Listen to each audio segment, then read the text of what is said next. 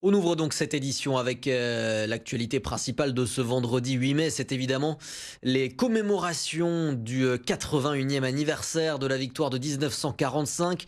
Plusieurs cérémonies ont eu lieu aujourd'hui dans notre département, comme à Toulon, à Hyères ou encore à Saint-Raphaël. Saint-Raphaël où le rassemblement s'est déroulé devant le monument aux morts de la commune avec des élus, des militaires, des habitants, mais aussi des enfants, et ça a toute son importance puisque cette cérémonie était justement placée sous le signe de la transmission aux jeunes générations. Eline Wisnicki.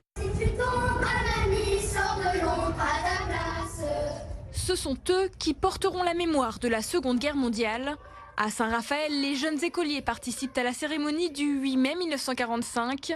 Chants, dépôt de gerbes, lecture de poèmes, une immersion concrète dans l'histoire.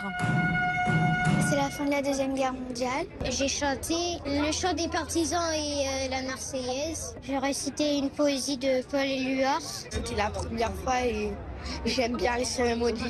À leur côté, un homme de 88 ans suit la cérémonie avec émotion.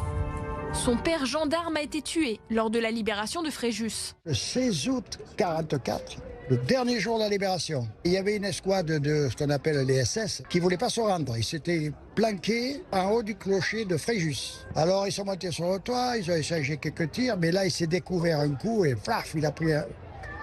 Et il est mort sur le coup. J'avais 6 ans, il faut en discuter, il faut parler, le souvenir, il faut qu'il reste.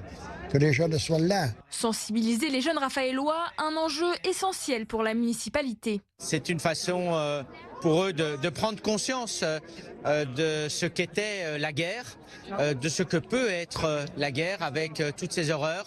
Et ça les amène bien entendu aussi à défendre la paix, celle que nous chérissons tous. Devant leur berger, imbibés de lune, chantant gravement la chanson des Goths. Une cérémonie d'hommage et de transmission qui a réuni plusieurs centaines de personnes, square du souvenir français.